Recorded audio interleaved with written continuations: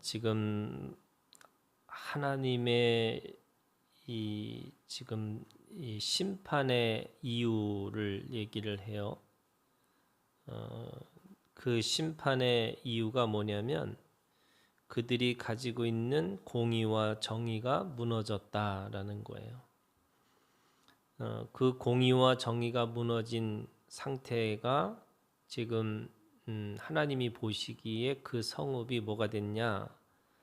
창기가 됐다라는 거예요.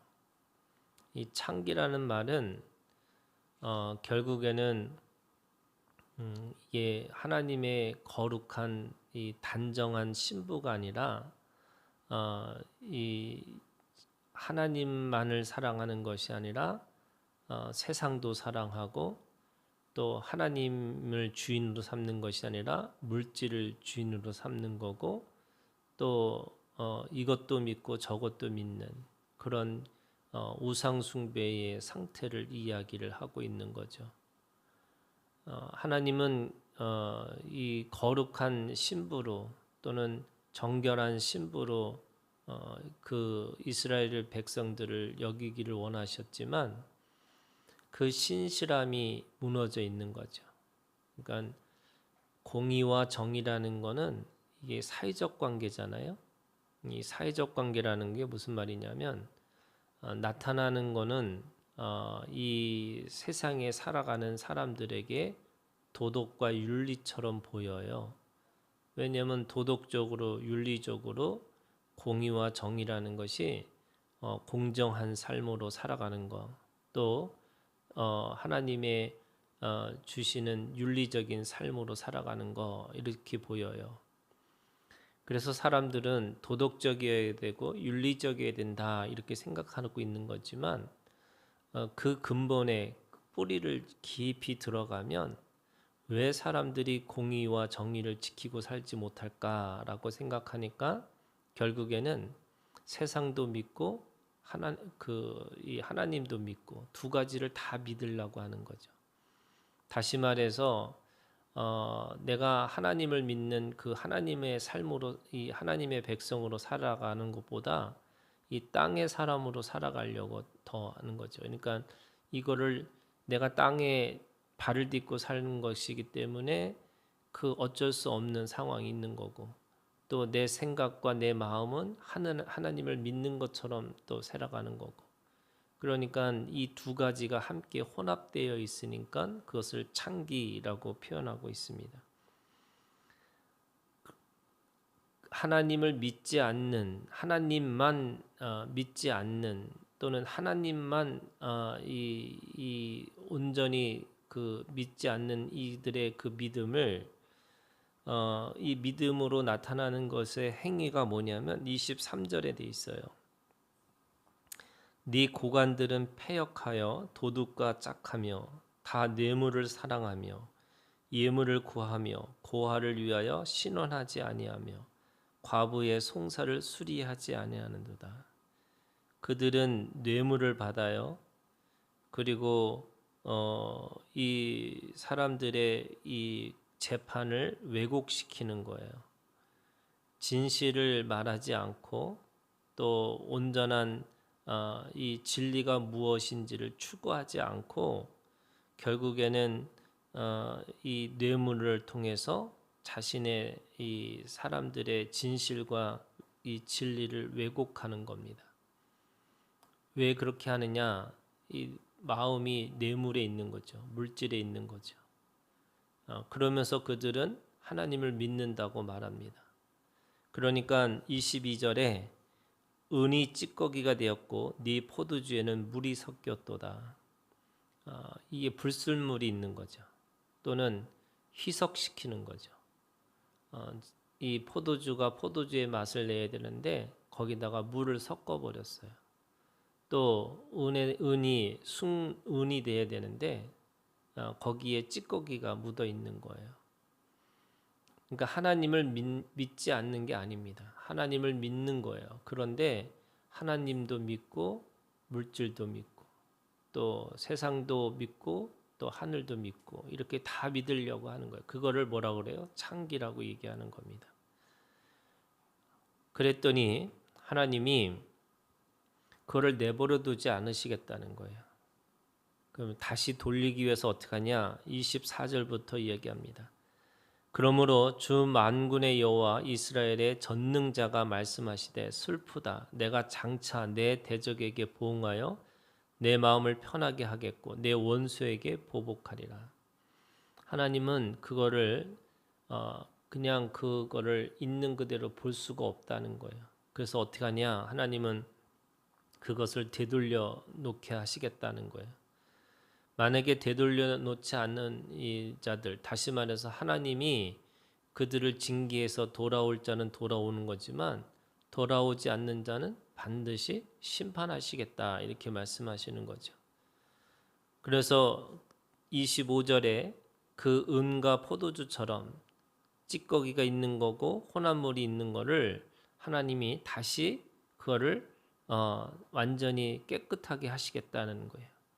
내가 또 내 손을 네게 돌려 네 찌꺼기를 잿물로 씻듯이 녹여 청결하게 하며 네 혼잣물을 다 제하여 버리고. 하나님은 그거를 씻으신다고 얘기하시고 다 제하여 버린다, 이렇게 얘기합니다. 그러니까 씻듯이 녹여서 제하여 버리는 하나님의 회복의 시간이 있다는 거예요. 그게 하나님의 방식이죠. 그들의 마음을, 그들의 생각을 하나님의 것으로 돌리기 위해서 하나님이 일하시겠다, 이렇게 말씀하시는 겁니다. 그랬더니 거기에 순응하고 거기에 하나님 말씀에 복종하는 자들이 어떻게 되냐면 26절에 내가 네 재판관들을 처음과 같이 네 모사들을 본래와 같이 회복할 것이다. 하나님은 죄를 그 보고만 있을 수 없으니까 다시 회복시키는 일들을 하시겠다, 이렇게 얘기하시고 그걸 회복시켰다라고 말씀하시는 거예요. 그래서 이스라엘 그 창기와 같은 예루살렘, 또 창기와 같은 이스라엘을 다시 회복시켜서 네가 의의 성읍이라 신실한 고을이라 불리리라 하셨나니. 의의 성읍이라는 것은 하나님의 거기에 임재하고 계신 거고, 신실한 고을이라는 것은 그 하나님과의 관계를 통해서 그가 하나님의 말씀대로 살아가는 그 고을이 됐다라는 거예요. 그러니까 의로 관계를 맺고 신실함으로 그 의의 열매를 맺어가는 삶으로 살아가는 거예요. 그랬더니 시온은 정의로 구속함을 받고 그 돌아온 자들은 공의로 구속함을 받으리라. 하나님이 구속함이 먼저 있었죠. 근데 나타나는 결과 열매는 뭐냐? 그 정의와 공의로 나타난다는 거예요. 그래서 여러분, 우리가 이게 도덕적이고 윤리적이어야 되느냐? 반드시 도덕적이고 윤리적이어야 되는 거예요. 그런데 도덕과 윤리를 강조하는 거냐? 그게 아니고요. 이 도덕과 윤리라고 하는 것은 결국 하나님 앞에서 그 하나님을 믿고 하나님 앞에 신실하고 또 하나님 앞에 그 언약을 지키고 살아가는 삶이 나타나는 것이 뭐냐면 그것이 도덕과 윤리로 나타나는 거예요. 그래서 제가 늘 하는 얘기지만 여러분, 착한 사람이 천국 가나요? 아니죠. 믿는 사람이 천국 가잖아요. 그런데 믿는 사람은 착한 사람이에요. 여러분, 그 믿음을 아셔야 돼요. 그러니까 우리가 이 천국 가는 사람이 이 착한 사람이었다는 게 뭐냐면, 여러분, 믿음이라는 거는 결국 하나님 앞에 긍휼과 공의와 정의라고 하는 세상에 보여지는 도덕과 윤리로 보여질 수밖에 없어요. 그래서 저는 믿는 사람들은 오히려 더 품격 있고, 믿는 사람들은 더 정직하고, 믿는 사람들은 세상을 향해서 공의와 정의로 살아가는 것이 맞다는 거예요. 우리는 도덕주의자도 아니고 윤리주의자도 아니에요. 그럼에도 불구하고 하나님을 믿는 사람들은 결국에는 그 정의로 공의로 나타나야 되는 거고, 그것이 구속함의 증거가 되어야 되는 거예요. 그 이스라엘 백성들이 왜 하나님 앞에 심판받냐? 왜 창기라고 불릴 수밖에 없냐? 결국에는 그 안에 공의와 정의가 무너졌다는 거죠.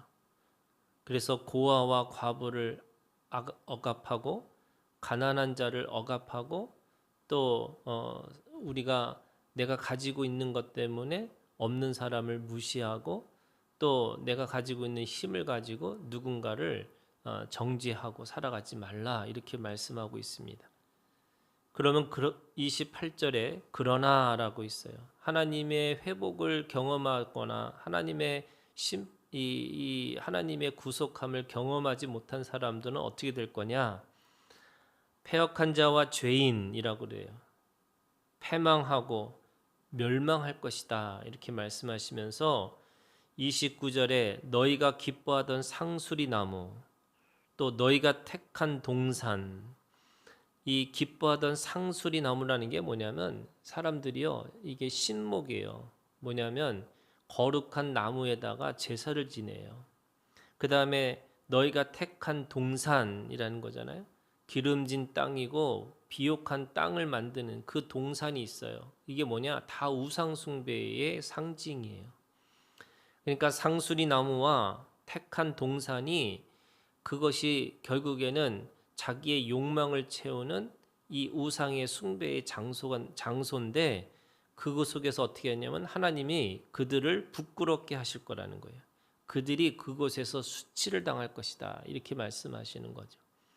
하나님을 믿는 게 아니고 하나님을 통해서 이 우상 숭배하고 살아가는 거예요. 그러니까 세상도 믿고 하나님도 믿고 그렇게 두 가지 믿음을 가지려고 하는 사람들에게 반드시 그에게 수치가 있을 것이고 부끄러움이 있을 것이다라고 말씀하시는 거죠. 그래서 30절 너희는 잎사귀 마른 상수리 나무 같을 거고 물 없는 동산 같다.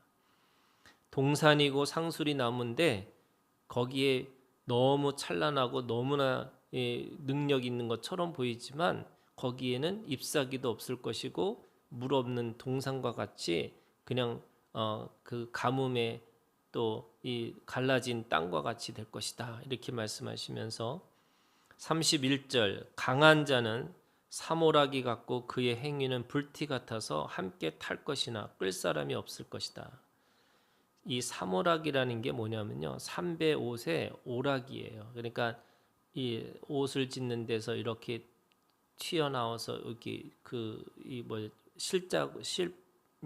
실이 이렇게 삐져 나오는 거를 오락이라고 그러잖아요. 그러니까 삼배 옷에 그 삐져 나와 있는 그것처럼 그냥 그거를 잘라버리면은 별 힘이 없는 것처럼 그냥 쉽게 끊어지는 것과 같이 그들이 그렇게 멸망당할 것이고 또 그의 행위가 불티 같다. 그러니까 그들의 행위가 결국에는 태워지는 그냥 한 줌의 불티 같아서 그것이 그들이 가지고 있는 행위는 절대로 이 영원하지 않을 것이다 이렇게 말씀하시고 영원한 심판 가운데 들어갈 것이다 이렇게 말씀하고 있는 거죠. 여러분 예수님이 말씀하세요. 하나님을 믿을 거냐 물질을 믿을 거냐 너희 주인이 누구냐라는 거예요. 또 너의 마음이 하늘에 있느냐 땅에 있느냐 너의 그 창고가 썩고 새하고 없어지는 땅에 있는 창고냐 영원히 썩지 않는 창고 거기에 하늘에 있는 것이냐. 결국에는 두 마음을 가지고 우리가 하나님을 믿을 수가 없습니다. 한 마음을 가지고 하나님 앞에 믿는 그 한 마음을 가지고 오직 예수 그리스도 그분만이 우리의 구원자가 되시고 그분만이 우리의 참된 소망이 되시고 그분만이 우리에게 참된 자유가 된다는 그 믿음을 가지고 오늘도 하나님 앞에 이 믿음의 열매를 맺어가는 오늘 우리가 되기를 주님의 이름으로 축원합니다.